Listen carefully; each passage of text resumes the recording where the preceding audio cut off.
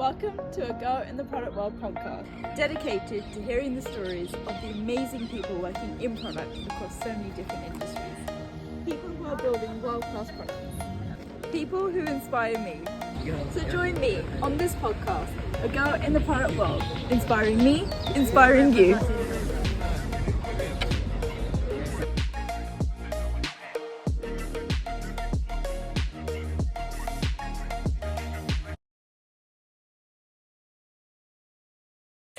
Hello everyone and welcome to another episode of A Girl in the Product World. I'm your host Amna and I'm joined again by Zach, who is a wonderful recruiter, and today's focus is going to be on UK residents who are looking at product recruitment, but they're not necessarily citizens. So there's a lot of focus on sponsorship and advice there. And that's simply because in the spaces that I'm in, I do see a lot of questions coming through from people who are looking for work in this climate, who don't necessarily know what to do when it comes to UK sponsorships, want to know what's going on. So I thought, wouldn't it be wonderful to bring on Zach to try and answer those questions, who deals with candidates like this directly?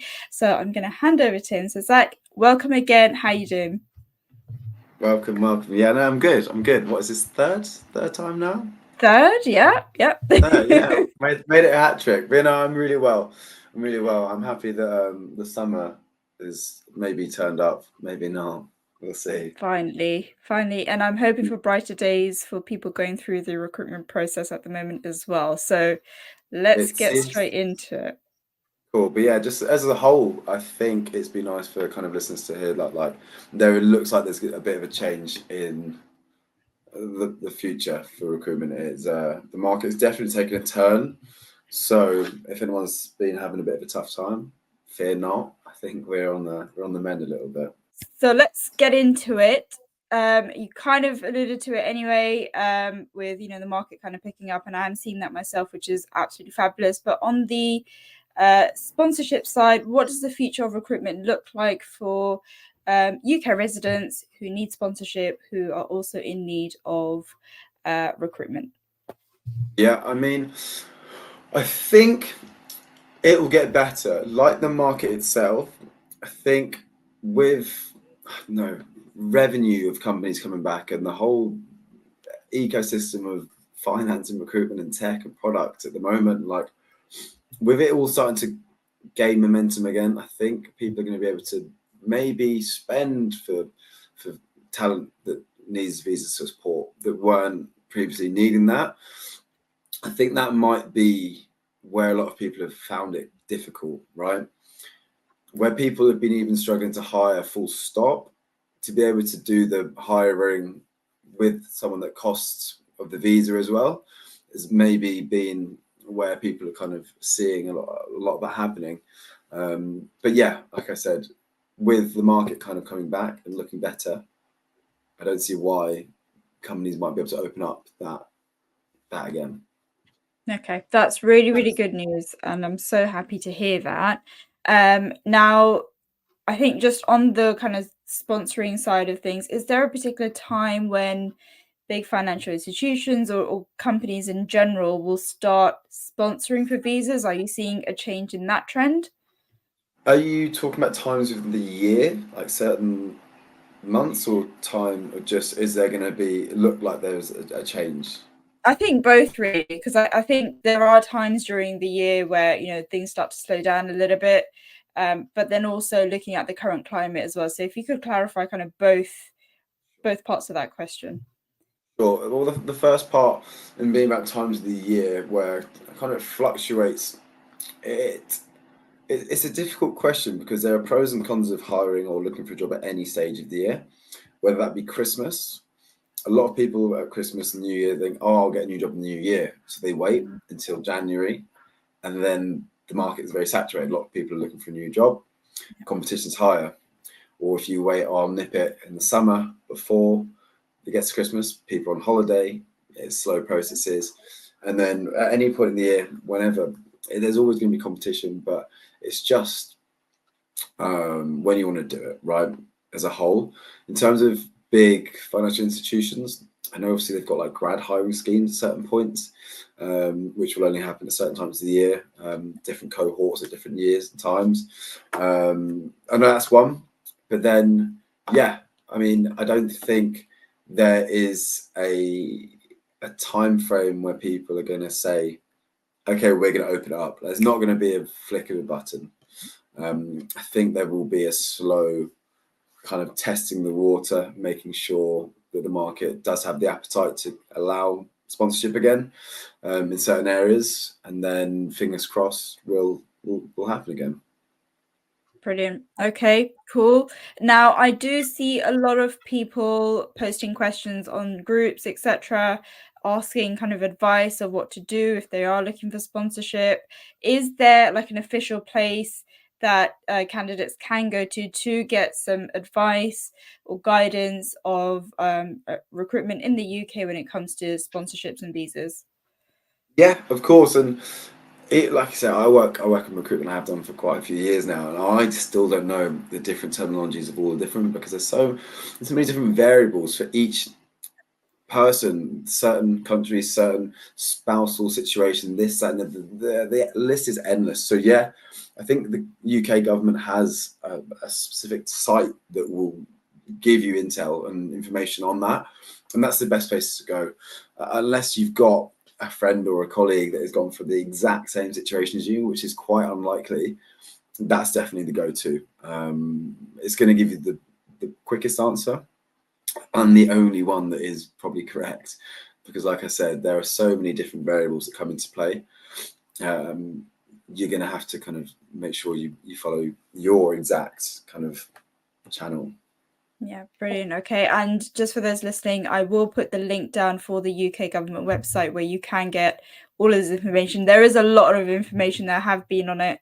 I think I recently went on it yesterday just to have a look. There is a lot on there. And like Zach said, everyone's situation is different. So please do make sure you do check it out. That is going to be your official guidance. So yeah, and also do be wary of anyone kind of giving you guidance when they don't know exactly what the UK guidance is. So definitely go check that, and I will put the link there.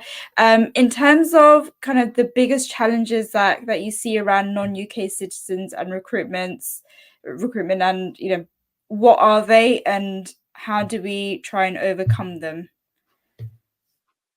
That's a really tricky one to answer. I think the biggest challenges around everything at the moment, being a UK resident or non-UK resident, will be to find the right company at the right time, that hiring the right skill set for you. That's going to be difficult, but then yeah, I do really appreciate, and it must be tough to kind of need. Like, I spoke to a candidate today, for example, who said they needed sponsorship, and it ends in August, and we're a month away, and she was like, I'd need to do that, or then I'd need to move to a different country and wait until the process gets set. So yeah, it's really tough. All you can do is do your research, try and understand via friends, networks, podcasts like this, or forums or anything, just to understand who is hiring, who has the capabilities to hire with visas. And then yeah, to kind of be proactive and do your normal job hunt or speak to a recruiter, and make that happen. And how would you go about that? So, like, there are so many companies who are hiring, there are so many people looking for jobs. How does someone who's looking for sponsorship, like the candidate you spoke to today, how would they go about having that conversation? Is it a case of they can just outright say in the first conversation with companies that, look, I need sponsorship? Like, how should they map that out? Because I imagine a lot of candidates kind of are hesitant to approach that in the first conversation, Yeah, because it means that they may get sidelined because they need sponsorship and the company may not be offering. So how would a candidate actually then approach that conversation with either a recruiter or hiring manager if they speak to the company directly? that's actually a really good point, because I've seen it quite a lot personally, where someone would hold that information until it's further down the line, because for any reason, there may be a few, but maybe, like you say, thinking that it was going to keep them in the game for as long as they can, which I don't think is the best way to do it. I think the best way to do it is from the second that you kind of open that conversation, the communication line, explain why, what it is, what you're looking for, what when you do your research, understand what tier you need, this, that, and the other. Be completely open and transparent, because what happens is I think they will appreciate it early doors rather than kind of going further down the line and then kind of like springing it, but thinking it's the right time, because the right time is straight away, because then they can find a different position which allows it. And if it's a company, not a recruiter, that are hiring and they said they are actively doing it, then say it straight away. There's nothing to hide. They're open to doing it. So yeah, take it rather than, yeah, I can see the angle of thinking it's like better to kind of like be further into the process before happening. I can see that. But I really think that kind of getting it out there as soon as possible is the best way to go. 100%. And I think it doesn't waste anyone's time, including the candidates, right? Because some people have a really, really hard deadline where they need to find something, and then instead of kind of wasting time pursuing a company that's not offering it, they can perhaps just, find another company that is. That's it as well, yeah. You can spend the time that you would have spent speaking to XYZ interview process with the one that inevitably is not going to be the job, applying elsewhere or speaking to someone else. Yeah, and I think just a point to make here also is where companies have declared that they're not doing sponsorships, that is pretty much embedded in their policy at that time. Like it's not going Yeah, to if they're saying it, they mean it, right? It's not something that's negotiable. yeah, that's a really good point as well. I think if someone has said that they're not, it's because of a few things. Either they legally cannot, they don't have their documentation or something signed off internally. I'm not sure of the details, but there will be something that means that they cannot do it, or they don't have the financial backing to do that for that role, for headcount, for sign off, for P&L, whatever it might be. There's not going to be a change in situation. So yeah, if they say they can, they can. Don't worry, go full steam ahead. If Yeah. they can't, there's not much you can do to kind of get around it, even if you're the best fit for that job, which is a shame because that happens quite a lot of the time. It just means they can't, and it's not for you, for your reason, for anyone else's reason. It's just, Yeah. yeah, there's a number of reasons why, but unfortunately, sometimes that's the case.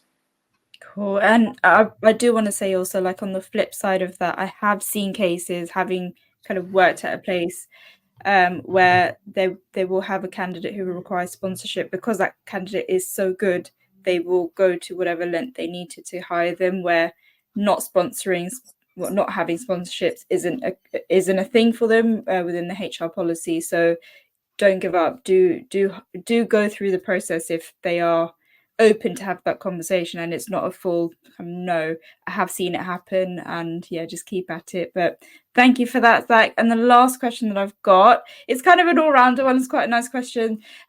When is a good time in the recruitment process to bring up reasonable adjustments or flexible working requests? That's a great question. I feel like a lot of people don't know the answer to this, which is why I'm glad that it's going to be out there in the open. It is as soon as you understand or know that that is going to change the process, whether that is at round one, whether that is before the CV's been sent, or whether that is just after the offer's been made, which is probably the most annoying time for it to come out, which is you've kind of everyone along the process has kind of made ticks or adjustments to understand that this is going to happen, and then at the last minute something changes. It's the toughest because also then it has to go to HR, to contract, to finance to change all the last minute details. Whereas if it's ironed out super early, I am working with a candidate who's just successfully been hired. We had a conversation with the company that hired her that she needs to work 2 days a week, not 3. And that happened very early doors, and it's all good. And now she's offered and accepted, and it's perfect. Whereas if she'd have waited until the contract come through and I said, "You've been offered this," and she's gone, "I accept," but it might be a different story. They might have said, "Why she waited till now?" or "Why did I not find out?"